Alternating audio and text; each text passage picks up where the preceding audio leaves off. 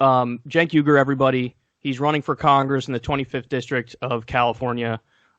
He's also the the host of the Young Turks, and he co-founded Justice Democrats, and I believe co-founded Wolfpack as well, right? With Larry Lessig. Is that correct or no? Almost. No, it just founded it. Larry Lessig has been a wonderful mentor, but he was not one of the co-founders of Wolfpack, no. Okay. So that was all you. That wasn't half you. Yes. Okay. So, my first question, Cenk, is why run for office? I know that's a broad question, but I always found that, if somebody's serious about doing it, they can answer that question in a pretty straightforward way. And if you ask somebody like Klobuchar or Mayor Pete, they'll give you, a 1,000-word answer that says fundamentally nothing. So I pose that question to you. Why run for office? Why you over anybody else? Yeah. So I'm on a very specific mission. Get money out of politics. Anybody who knows me, anybody who's ever watched the show, anybody who's ever been involved in any organization I do, knows that my driving mission is get money out of politics, end the corruption, end the bribery. Because if you do that, we get our democracy back, and then we could win on all those issues. Kyle, how many times have you said on the show that, in fact, our positions are enormously popular according to the polling, right? So why don't we win on any of those issues? Because of money in politics. What drives me crazy is irrationality. And so I'm always stunned at how little logic folks have. Because if you want to win on all those issues, there's only one issue you should be concerned about: money in politics. Because if you don't get that out first, we're going to keep on losing for decade after decade after decade. So then, wait a minute, why Congress to win on that issue? Well, in order to win on that issue, you actually have to move the national conversation. Right now, unfortunately, even our progressive allies almost never focus on that issue.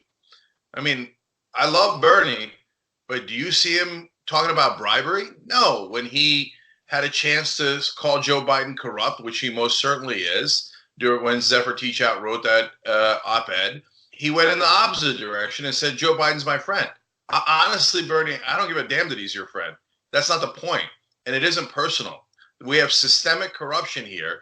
And so if Bernie's not even going to do it, then I was literally forced to try to do it myself. The whole title and, oh my God, you're a congressperson. Who cares? The only reason to do it is to move the national conversation, and apparently nobody else was going to do it.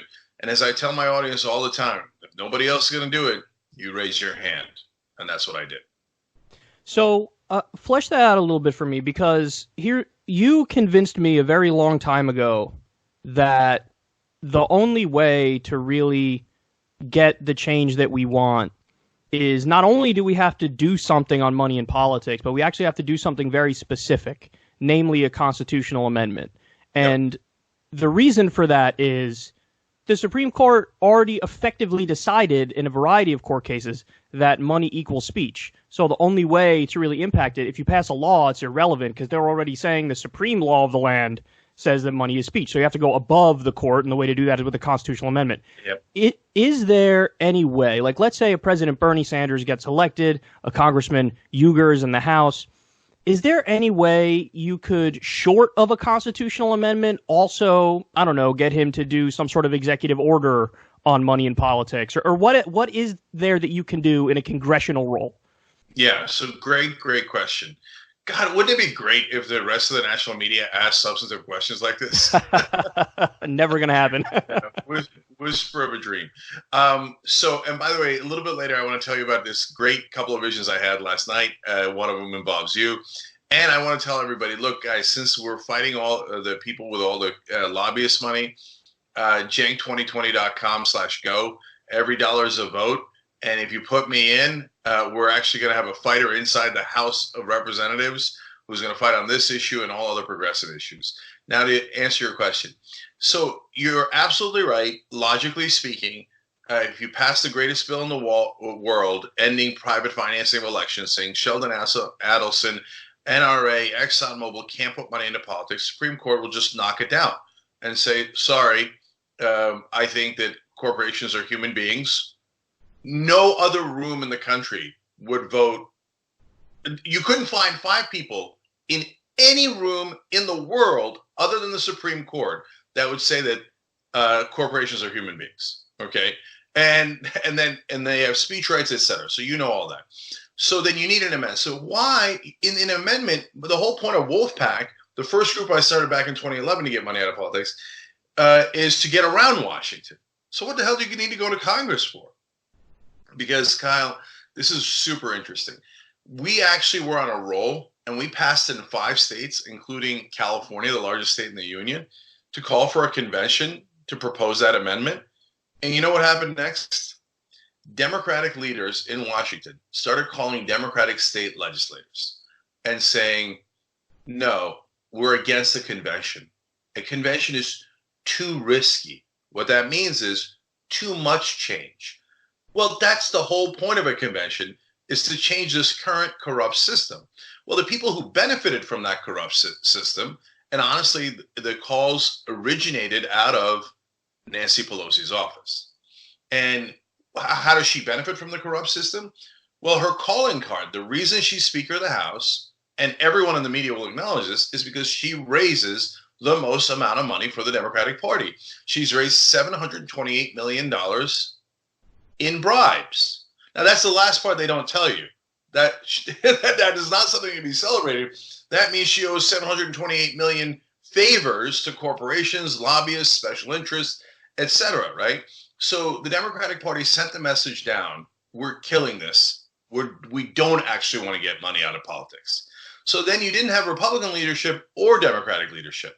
So then what did you need? You needed to take over the Democratic Party so that you had a fighter's chance of actually getting these things passed. Because if you actually have the Democrats on your side at the state level, then you could put pressure once you propose the resolutions onto the Republicans, because the Republican voters also agree with us. In fact, they agree with us more than even Democratic voters do, but they're both over 90%. So all of this is in a coordinated way to make sure that we can eventually get that amendment. And the most important part of that is moving the national conversation and recapturing the Democratic Party for progressives. Because once you start the national conversation, Kyle, then they're screwed. Because then they have to go on TV and go, no, when someone gives me $1 million from an oil company, it's because it's for charity. Okay, well, now you're screwed because no one on earth believes that. So it'll be a little bit like, to make an analogy, a little bit like the end of Prohibition, where once people started talking about that, it was a giant snowball effect, and then we eventually got that change. Or like women's suffrage, for example. One of the things that they say is, oh, the reason why we can't do this is that there's going to be a runaway convention, and then you'll get, insane right-wing change like a balanced budget amendment for the country.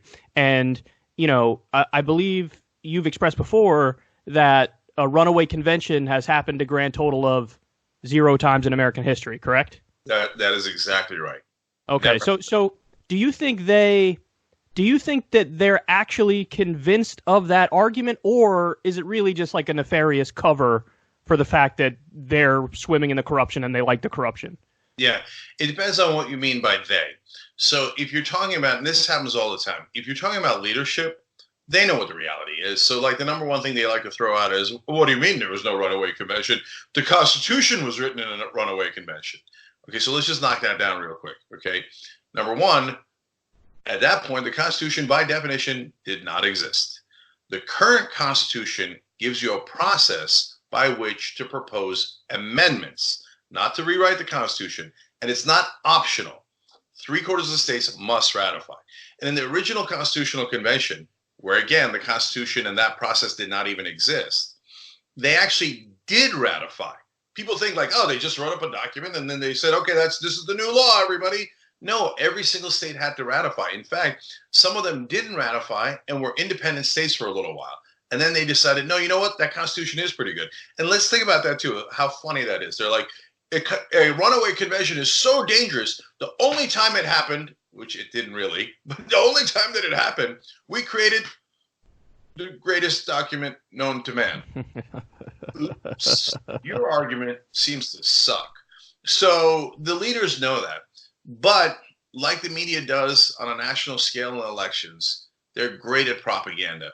So they repeat it over and over and over again so that the followers, the Democrats across the country, genuinely believe it.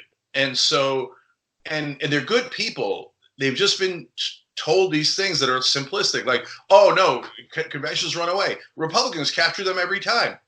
What do you mean? There hasn't been one through a constitutional process. How would the Republicans capture them every time when they haven't happened at all? At the state level, they've happened hundreds of times. None of them have run away, and none of them have been captured by the Republicans. No, they go through a democratic process. And so then they say, oh my God, then the Koch brothers are going to buy it. Could you imagine if they bought an important part of the system?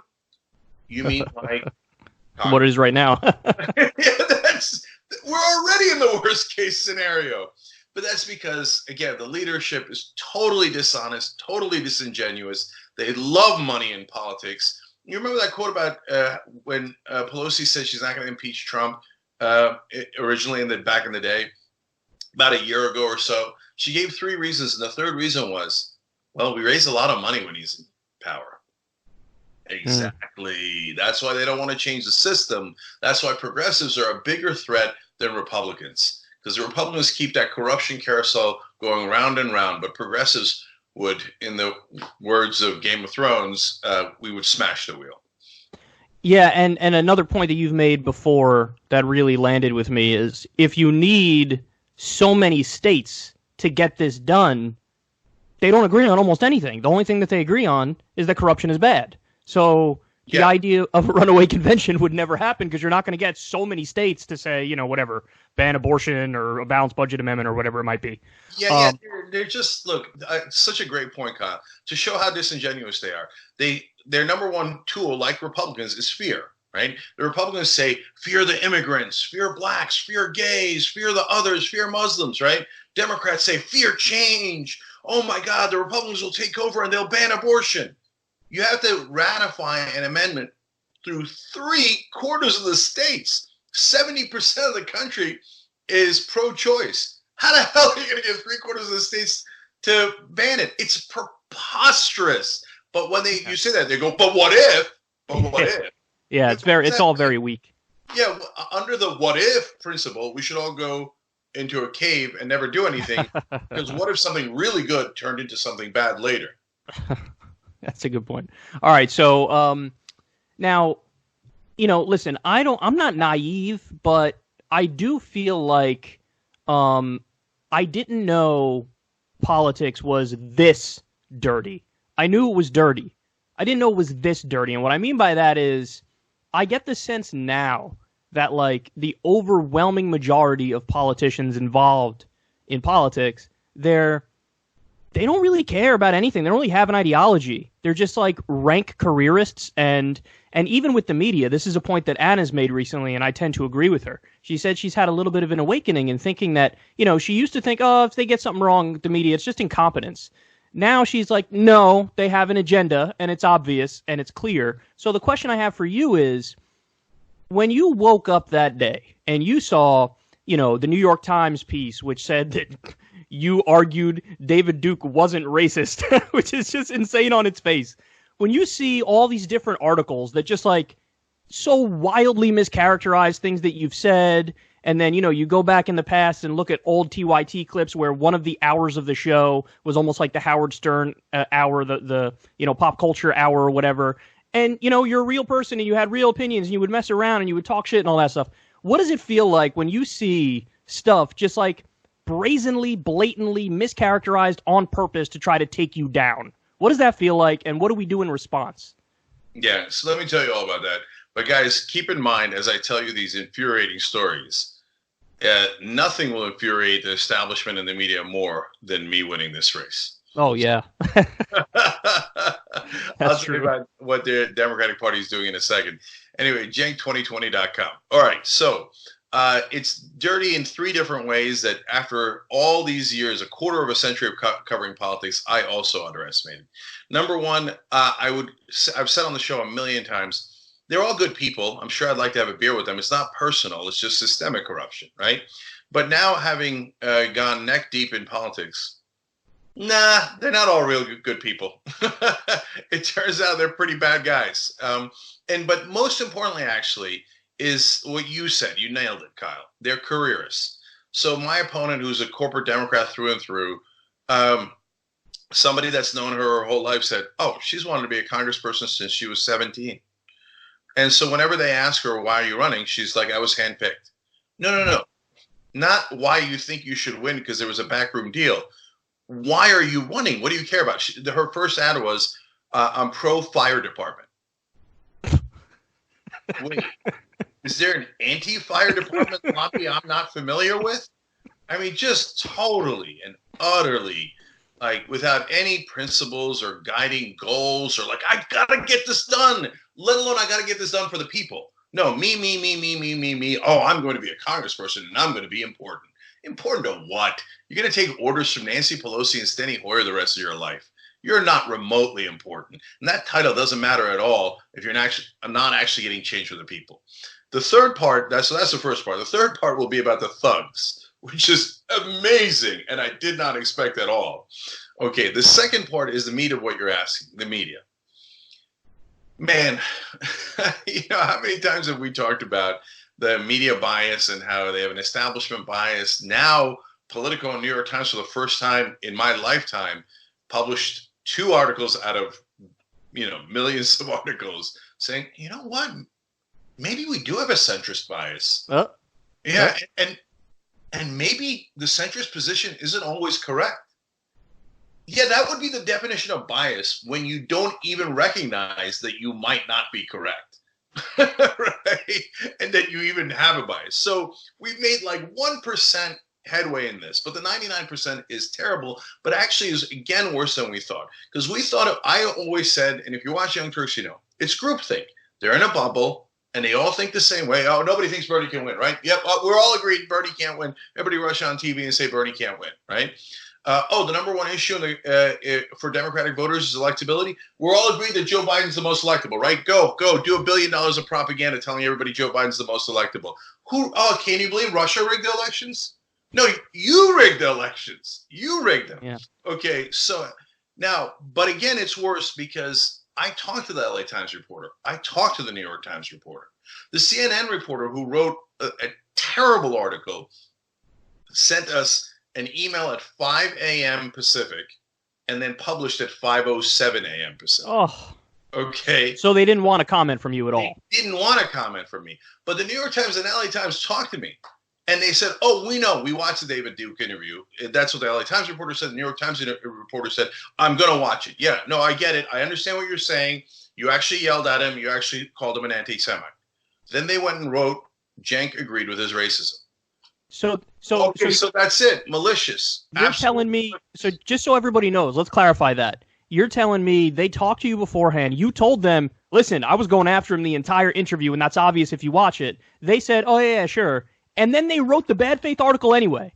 Yes. That's what stunned me.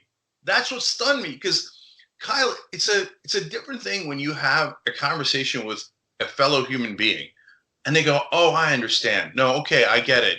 Right. You actually called David Duke a racist and an anti-Semite and a loser, and I'm going to watch it, and okay, and I'm going to write it right, okay? And then they turn around and write the opposite. And you're like, whoa, like that. It's maybe we're super naive because we're progressives. Like, I think our analysis, I think your analysis and what we do on TYT has proven to be stunningly accurate. But we're still, like, don't get the degree to which other people are malicious. And Anna said this line, and it's a great line. She said, the problem with progressives is that we project our kindness and our good faith onto others. They don't have the same good faith we do. We keep expecting it and keep getting surprised when they don't have it and they act in bad faith. But yes, the national media, a lot of them full well know that they're acting in bad faith. And I haven't gotten to the thugs yet. Oh, I'm sorry. You go ahead. Talk about the thugs. So another thing where I didn't expect that this still happened in the year 2020. So some guy get out of a interview I did in Santa Clarita is obviously taking pictures of me. When I see him, he goes into a store. He comes out, and when he thinks I'm not looking anymore, I look at him again. When he's taking pictures of my car, he dives back into the store. Okay, weird event, but sometimes people take pictures of me awkwardly. I don't think twice about it. couple of days later, somebody breaks into my car. Again, I don't think twice about it because I think, well, look, cars get broken into. And I'm like, oh, that's funny. I was going to do a post game about it on TYT because it was funny. They didn't take my CDs. You know why? Why? My CDs were Kelly Clarkson and Shaggy. Okay. So I was like, okay, they didn't take the CDs. I respect being permanently stuck in 1999, though. I respect that. Go ahead, continue. That's right. And then they didn't take my jackets and they didn't take my shirts. And I'm like, man, I must have some raggedy jackets. And it's true. Okay. And I'm like, oh, they probably took the quarters. I'm in a rush. I run. The next morning, I'm looking at the car and I'm like, wait a minute. They didn't take the quarters either. That's weird. They didn't take anything. And then 5 minutes later, my wife calls me and she's like, Cenk, my car got broken into. I said, wait a minute. Baby, did they take anything? And she looks around and she's like, no, that's really weird. They didn't take anything. And then I called all of my neighbors and they're like, nope, none of our cars got broken into.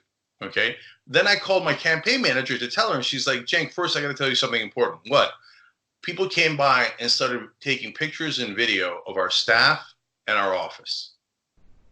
So in the year 2020, there's still thugs out there that try to intimidate you. And I don't know what they were doing. They mainly rifle through our glove compartment. Were they looking for information?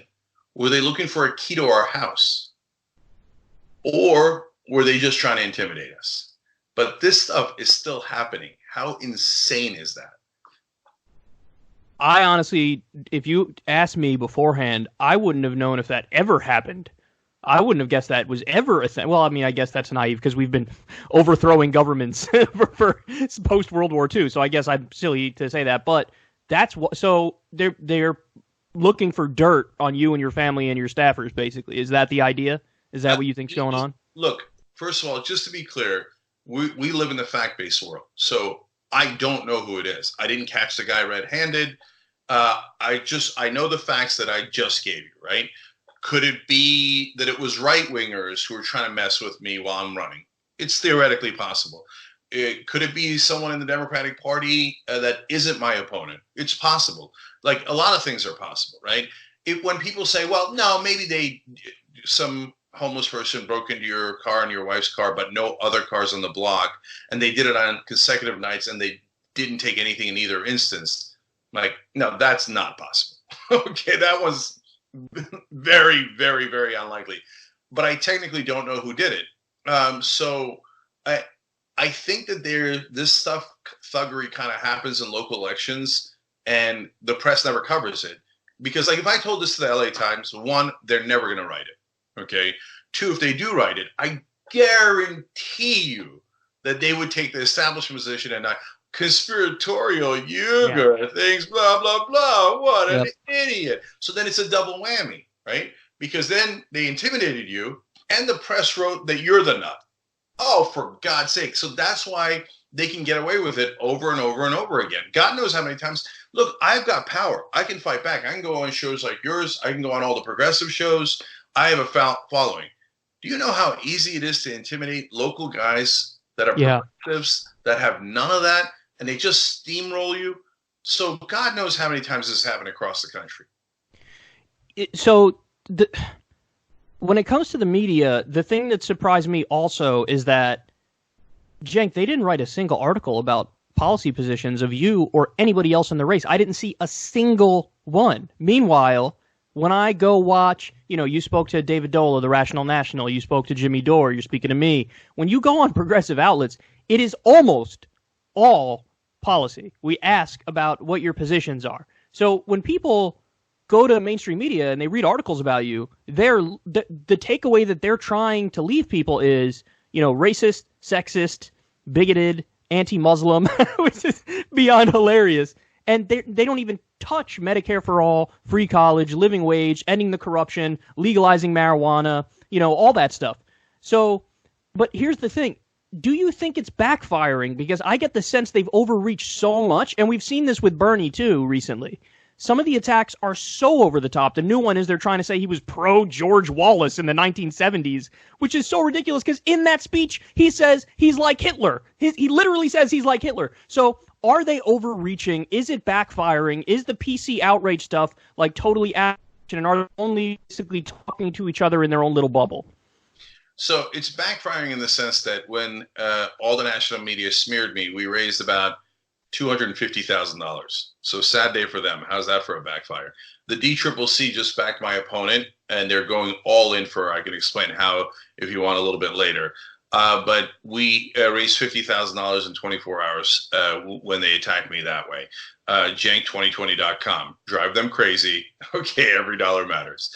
And by the way, every volunteer matters. So come join us. Doesn't matter where you are in the country. But to your point, Kyle, about the media, you know, the other thing that I found myself stunned by, and then immediately thereafter thought, how naive of you, Cenk, to get stunned by it, is that if you read those articles, you would think that my entire career is about doing sexist jokes or all those things that you listed.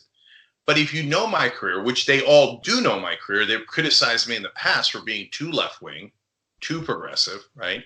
You would say, wait a minute, if I just write this article, it's going to be really unfair to my audience, to my readers, because they're going to think Cenk is a right-winger when he's the exact opposite. I could write an article saying, well, isn't it interesting that there's this aberration that people didn't know about this very, very progressive media figure that 20 years ago he said this, right? Or 7 years ago he said this debatable thing. And that's a little interesting, but I got to give you the context of his body of work. Otherwise, you're going to have the wrong impression of the guy. They don't care about that. No, it's not that they don't care about it. They do care about it. They want you to have a misleading impression of me and Bernie Sanders and Crystal Ball and literally every single progressive in the country. We've all been attacked every time. The minute you get any traction, the national media comes to destroy you. And then they go, what bias? What bias? No, we think, Kyle, I've done 12,000 hours on air. Even if you think some of that stuff is bad from the 18 years that TYT's been on, let alone the old blogs, right? Let's just talk about the TYT stuff for a second.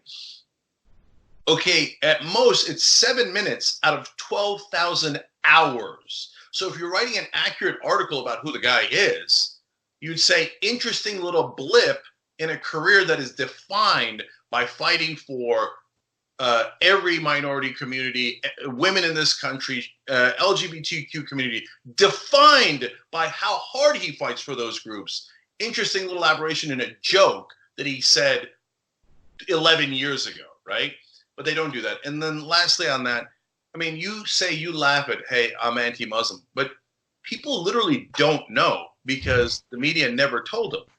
They write I'm anti-Muslim when I'm Muslim. Okay, well, now, you're no longer practice the religion, but you come from a Muslim family, is what you're saying. Yeah, I'm agnostic, and I've said that a million times. But I grew up Muslim, right? From a Muslim background. My grandma wore a hijab. Okay, my original family name was Mullah Habibullah. I've joked around about that on air. My mom is Muslim. I mean, to say that I'm anti-Muslim without saying the context of the guy grew up in a Muslim background and he once made a joke about Muslim fashion. And instead, nope. Remember, this guy hates Muslims. Oh, screw you.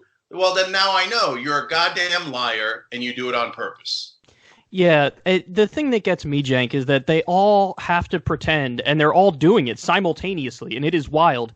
They all have to pretend that, like, you know, talking shit isn't a thing, which is something that people always do. What I say to everybody listening right now, imagine there was a recording device in a room where you and your friends are having some drinks on a Saturday night, and you're all just talking shit and saying whatever. Imagine if that leaked and millions of people got to hear it. Now, you might not have any maliciousness in your heart. You might be a perfectly normal human being who believes in equality and justice and freedom for everybody. But it's so easy to take something out of context and act like, you know, this is a thesis on what they believe and it's like the core of their being. And I think that's why I think it's backfiring, is because people look at that and they're like, what are you doing? Like, you're obviously trying to twist it and use it in a nefarious way and taking it out of context. So I think the good news is for you and many others that it's not working. If anything, it bolsters you because it makes people go, oh, that's a cool dude who's just like, you know, saying whatever's on his mind. Cenk, they have public and private positions. Just like, Hillary famously said, I have public positions and private positions. That's what they have. You don't have public and private positions. What you say to me off air is the same damn thing you're saying to me on air. So that means the key characteristic of you is authenticity, and the key characteristic of them is being two-faced. So, but anyway, enough with this conversation. Go ahead and talk about...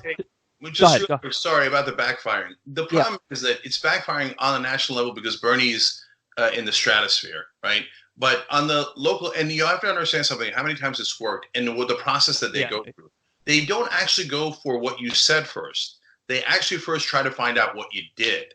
So, and for male progressives, it's almost always about sex. Right. So they targeted an endless number of people, but the most obvious example is Elliot Spitzer. He was a sheriff of Wall Street, and Ken Langone, an incredibly wealthy billionaire, said, I don't like that he's regulating Wall Street. So he brags about it. It's in a movie. He tells everybody he knows. He hired a private detective to try to find out if Elliot Spitzer was doing anything wrong. Then they caught him with a hooker, and then they said, that's it. Make sure that you don't regulate Wall Street because that guy was having the wrong kind of sex. So when they come for me or Bernie and they do it about words, that means they couldn't find anything wrong we did. Okay? And so they keep moving down the ladder, and they've destroyed endless careers doing this. So just now the pendulum is swinging.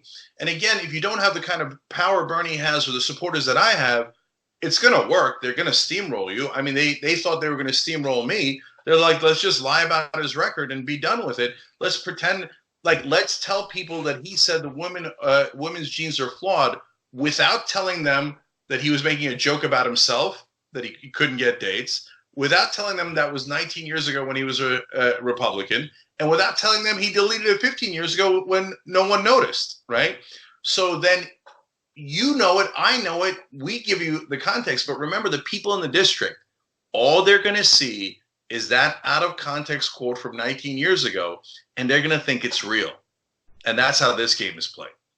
I do like, though, how you broke your fundraising record the day of and after the smears, because that was, and here's the thing, I think that shocked them. I think they were like, wait, I was expecting him to call a press conference and say, I'm stepping down, I'm not going to run anymore. And you did the exact opposite. You went out the next day, you touted your record-breaking fundraising numbers, and you said, come get some. So it's a new breed. Said this nice thing where we had done a story 10 years ago where some Turkish guy, randomly it happens to be a Turkish guy, gets run over by a bus. And it's a little local video from some small town in Turkey. The bus leaves and the dude gets up and walks away. and Anna's like, you're that guy. That's true. That's true. Cenk2020.com. Help me get up and get him back. Yeah. Listen, I mean, that's the thing is I've heard people, even people who've disagreed with you vehemently on many things, when they saw what was happening with the media, they were like, oh, forget it. I'll donate. I'll try to get him elected because this is the fact that they're so, angry at you and they're refusing to do anything on policy. That says everything right there. So, but tell everybody a little bit about the DCCC thing. So this is the DCCC doesn't back candidates unless they're incumbents, but now they've made an exception, I hear. So tell everybody about that. Yeah, funny enough, in order to find a progressive, they've made 3 different exceptions to their so-called rule. So they say, oh, no, we have a red to blue program where, okay, the reason we spend money on these elections is because we've got to keep our majority and expand our majority, and we've got to flip seats that are red to blue. Okay, exception number 1, this seat is blue. Okay. Well, anyway, we didn't mean that. Blue to blue, kind of. Okay. And rule number 2 is, hey, listen, we don't get involved in primaries and Sherry Bustos that runs the DCCC has literally said this, it is a waste of money and we must shepherd our resources for the general election. Okay. Oops, they got involved in a primary between 2 Democrats where they have no business. There's 2 very viable candidates that have raised the same amount of money. She has endorsements, which they think is golden, which I think actually hurts her. And I have thousands of volunteers. So we have huge advantages on both sides. We are both clearly viable, and we are both clearly from very different wings of the party. I'm from the progressive wing. Christie's from the corporate wing. But if you want to say centrist, fine, centrist wing. But no one would dispute that were from two different wings and were both viable. And they go, yeah, I didn't mean general election. Exception number 2, I'm going to get involved in a primary. And for the 100th time in a row, what a coincidence. I'm going to spend money to make sure the progressive is defeated. I'm going to back the more conservative Democrat every single time, right? And exception number 3 is, no, but I do it only with incumbents, except Christie's not an incumbent. So they broke 3 different rules to make sure that they can come after me. So a friend of mine starts getting Christie emails. And he's like, what the hell? I never gave my email. I certainly never donated to Christie corporate Democrat Smith, right? And so he's like, why am I getting these emails? And it turns out, because he once gave money to the DCCC. He's gotten, since they endorsed her, he got 6 emails in 2 days, all fundraising for Christie. They've dropped everything else in the state of California because he gets, and all our supporters get emails from DCCC. They're not raising money for anything else but Christie Smith right now. They haven't been this adamant about defeating a Republican ever in my lifetime. But when it's a progressive, their hair is on fire. If you think they're scared of Bernie, you're 100% right. He would be president. That's much, much more important. But on the other hand, I think they might hate me more than they even hate Bernie. Yeah, I think, what this says is that they're terrified and they know that she doesn't have the ability to raise money from, average people. So they have to try something to boost her up. So I think that you should be proud. And I also want to tell everybody, don't get it twisted. Now, as a result of this move, she will raise hundreds of thousands of dollars. So everybody, if you can, definitely donate to Cenk because we need to stay in the ballpark of where she is in order to be competitive. We have the people, we have the grassroots enthusiasm, but you have to stay in the ballpark of how much she's raising. And obviously, Cenk's only doing it through small dollar donations. So if you can, help out Cenk. Now, the final thing I want to ask you, Cenk, is tell me about how you actually successfully got her, Christie Smith, to at least do a head fake towards progressivism. Because she announced, like, oh, no, I'm not taking corporate PAC money anymore. And she wanted to make a big thing about it. Go ahead, explain that for everybody. Yeah. So a couple of things here. First, to your point, Kyle, her filings just came out last night. And she didn't make all of it public, but of the things that she made public, her average donation is over $900. Oh. Okay. Oh. And it appears there's only 600 real people. Of the things she made public, if she's got more, she should make them public, right? By comparison, her 600 people, in the same time period, actually 2 weeks less, I had 29,000 donations. Yet not one media outlet has gone, wow, it looks like the people are on Cenk's side. Wow, Cenk has so many more donors in the state of California than she does. But nothing. Okay, but it doesn't matter. We're going to fight back. Cenk2020.com. Let's outraise the DCCC. Then, you know what? That's actually super important because then they might go, hey, you know what? Let's not enter primaries against progressives. It just backfires. They wind up getting more money than we're spending. And so, no mas. Let's end the war against progressives because it's counterproductive. That would be an amazing message to send. And I swear to God, you could do it in this election alone. If I win, if I outraise them and I win, oh, good night, Irene. They're going to run for the hills. They're actually really, really weak. We just got to get them on the run. Okay. So, and I do want to get to the vision, but with the question that you asked, Kyle, which one was it? Oh, Christie Smith. So she is now head faking. The pledge. Okay. So I love this, right? So she comes out and goes, I raised $1 million. This was 2 days ago, right? I raised $1 million. And you know what? I don't take any corporate PAC money or lobbyist money. I have that commitment. I'm like, what commitment? So I was like, wait, first of all, I know she's been doing it her career. We have the records. We have the receipts. Her average donation last year was $2,700. Oh, that's the max. That's the max. That's the average. In the state of California, if you're an assembly person, you can take directly from corporations. You don't even need PAC as a conduit. So she's taking money from AT&T, and she voted to keep their monopoly in the state of California. I don't know, what a shock. She took money from Facebook, and she voted they could violate our privacy. These are all amazing coincidences. And she took money from United Health Group, largest insurance company in the country, and she is against Medicare for all. Another amazing coincidence. But even her, she's the definition of a corporate Democrat, has now said, I'm not taking corporate PAC money.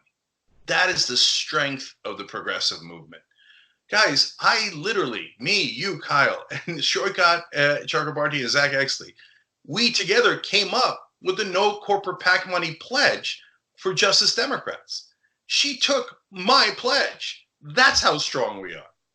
Yeah, and I will say, though, Cenk, the thing is, like, I'm happy we came up with that. I'm happy that we're now getting them to bend to our will. But I do think that this shows that our pledge should have been, and now should be moving forward, only raise small dollar donations because, like I said, I think what she's doing is effectively a head fake. It's not real. She's not like waking up today and saying, "Oh, I'm no longer corrupt."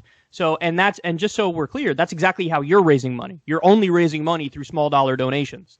So, and it's very rare. I mean, even in the case of Bernie, and we both love Bernie, but like he has a little bit of PAC money from unions, So there's a little bit of gray area when it comes to campaign finance, and it's hard to find the perfect path short of just getting the money out of politics, which is the ultimate goal.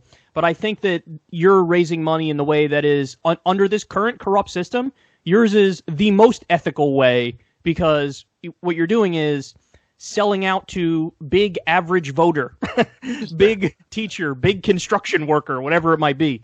So anyway, good luck in your race. What I'm going to do is leave all your information in the video description box, and everybody can go. It's cenk2020.com. They can go donate. Obviously, we wish you the best of luck, and I hope that, in the near future when I'm talking to you, it's Congressman Uygur. Yeah. So then last thing, Kyle. First of all, to your point, the number one trick they do is they then take money from other Democrats who took money from corporate PACs. So they do money laundering, get the money, corporate money to them anyway. Okay, oldest trick in the book. So now the last thing is the vision. So last night, I was thinking of, on the night of the 2016 election, how I said, I got mad after Trump won, and I said, look, us progressives, we should pull our pirate ship up to the Democratic aircraft carrier and board it and take it over. Because they're historically, famously incompetent. They just lost to Donald Trump. They lost 1,000 seats nationwide. All they do is lose. They're paid to lose. So why don't we make them lose to us? Take over the aircraft carrier and take over the Democratic Party. And I got a vision of a fun dream, which we're now really close to actually doing. That on the night that I win the election, over the intercom on the aircraft carrier, they hear, Uygur has boarded the vessel.